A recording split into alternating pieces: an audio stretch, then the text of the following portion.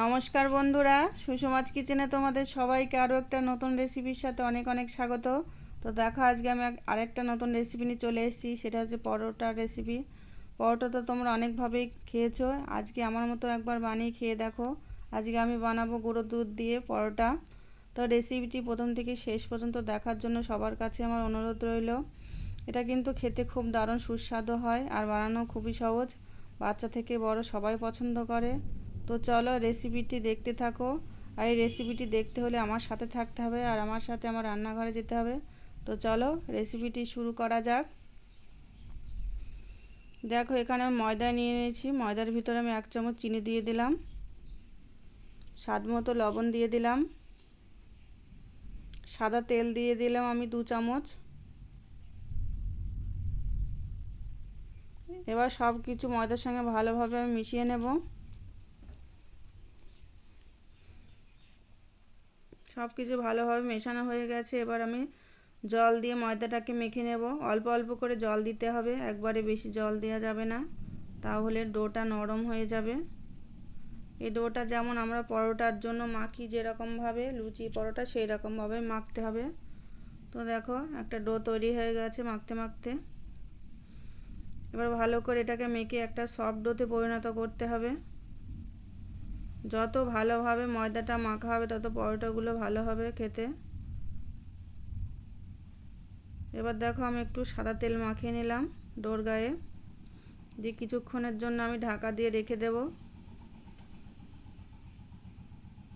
কিছু সময় পরে ফিরে আসছি। দেখো, ডোটা এবার আমি আরেকটু ভালোভাবে মেখে নেব।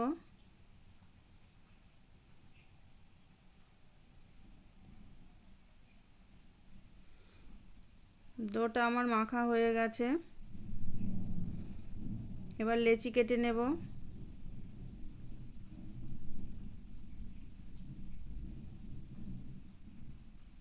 দেখো, লুচি পরোটার যেমন লেচি কাটা হয় সেই রকম আমি লেচি কেটে নিয়েছি।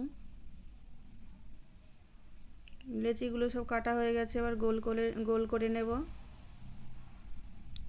সব গোল করে নিয়েছি।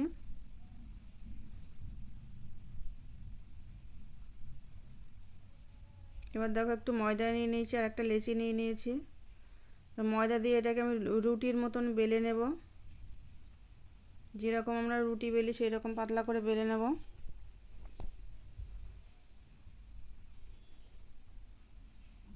দেখো, একটা বেলে নিয়েছি। এইভাবে আমি সবগুলো বেলে নেব।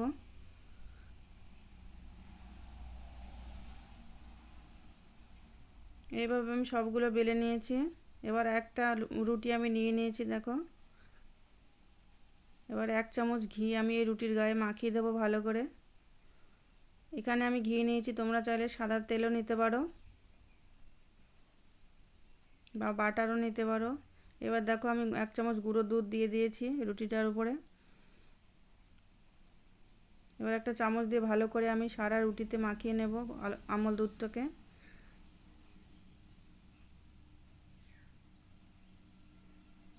এরপরে আমি আর একটা রুটি দিয়ে দিচ্ছি। দেখো, এর উপরে ভালো করে চেপে চেপে।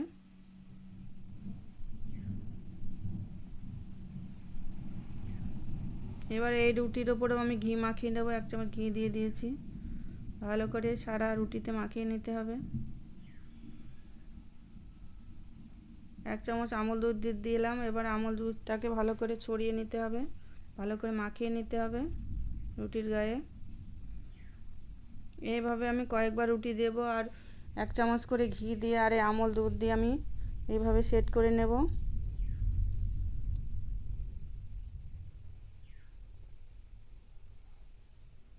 দেখো, আরও একটা রুটি দিয়ে দিচ্ছি, সেট করে নিচ্ছি আমি ভালো করে চেপে চেপে হাত দিয়ে। আবারও আমি ঘি মাখিয়ে দিলাম। 1 চামচ আমল দুধ দিয়ে দিয়েছি। দুধটাকে ভালো করে মাখিয়ে নেব রুটির সাথে। এরকমভাবে আমি কয়েকবার করে নিয়েছি।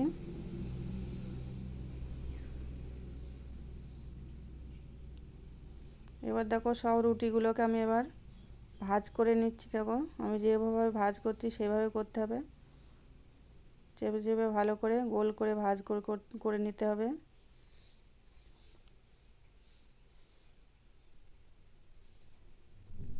এবার এটাকে হাত দিয়ে ভালো করে রোল করে নিতে হবে।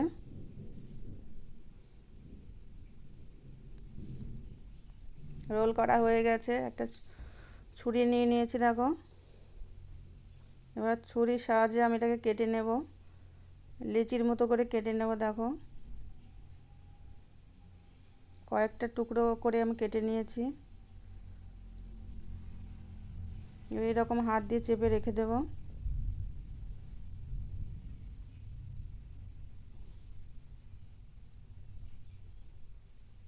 সবগুলোকে এরকমভাবে করে নেব।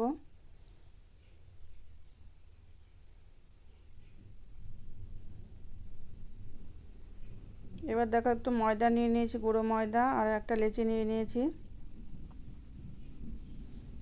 এবার এটাকে আমি বেলুন দিয়ে বেলে নেব।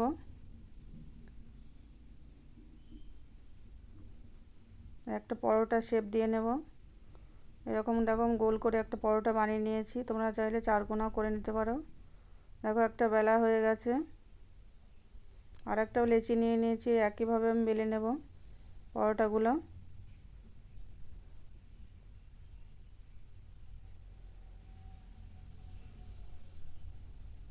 দেখো আর একটা বেলা হয়ে গেছে। এগুলো সব আমি একই রকমভাবে বেলে নেব। দেখো গ্যাসের ওপর তাওয়া গরম করতে বসে দিয়েছি, তাওয়াটা গরমও হয়ে গেছে। একটা পরোটা আমি দিয়ে দিয়েছি, শুকনো তাওয়াতেই দিয়েছি, প্রথমে তেল দেওয়া লাগবে না। এইভাবে দেখো আমি দিয়ে দিয়েছি। এবার উল্টিয়ে দেব। এক পাশটা হয়ে গেছে, এবার অন্য পাশটা উল্টে দিয়েছি ভাজার জন্য। এইরকমভাবে 2-3 বার উল্টে নিতে হবে শুকনো তাওয়াতে।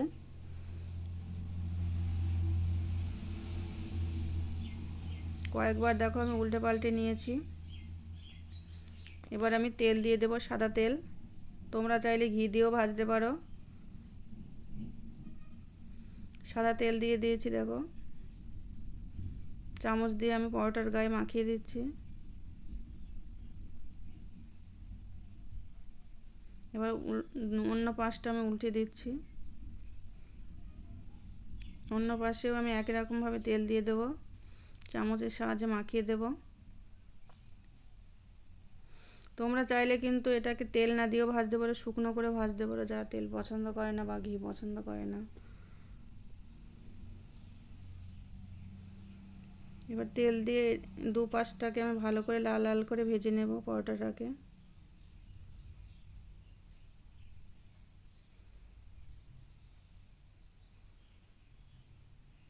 দেখো আস্তে আস্তে ভাজা হয়ে যাচ্ছে। দুই পিঠ দেখো লাল লাল হয়ে গেছে। এইভাবে কিছু সময় ধরে ভেজে নিতে হবে সব পরোটাগুলো।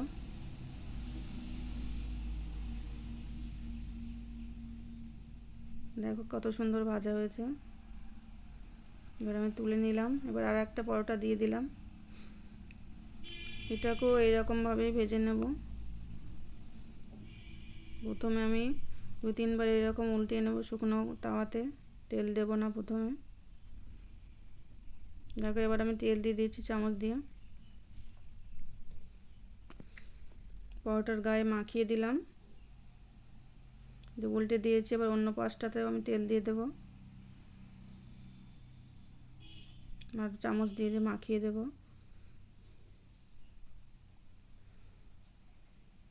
এটাও আর ভাজা হয়ে এসেছে। এইভাবে আমি সবগুলোকে ভেজে নেব।